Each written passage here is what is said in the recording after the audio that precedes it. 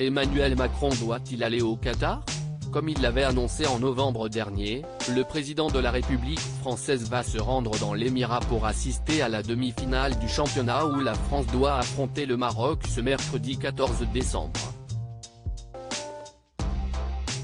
Mais ce déplacement du président dérange, alors que cette Coupe du Monde a fait l'objet d'un boycott inédit, une nouvelle polémique vient s'y ajouter.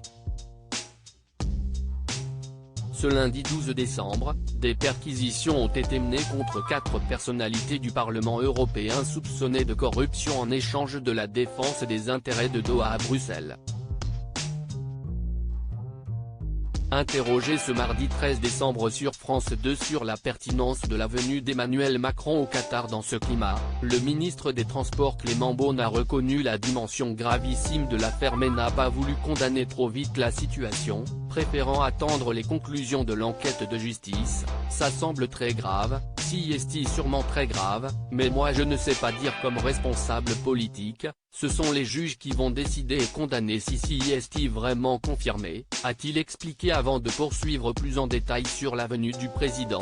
Si est la justice qui fait son travail, on ne va pas faire le procès d'ici demain soir, donc il y a des décisions qui ont été prises par le président, en toute transparence, c'était d'aller pour la demi-finale, et la finale je l'espère, soutenir notre équipe nationale, si est son rôle de président.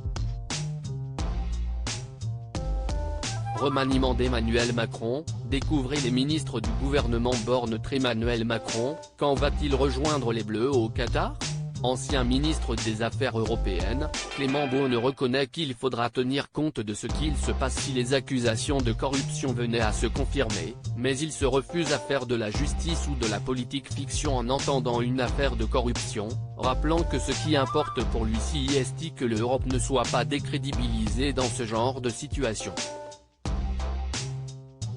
Quant au président de la République, Emmanuel Macron devrait s'envoler dès ce mardi 13 décembre au soir ou le lendemain, pour rejoindre le Qatar et aller soutenir les Bleus sur place, après avoir tenu une conférence en solidarité avec le peuple ukrainien, accompagné d'Olena Zelenska, la première dame ukrainienne.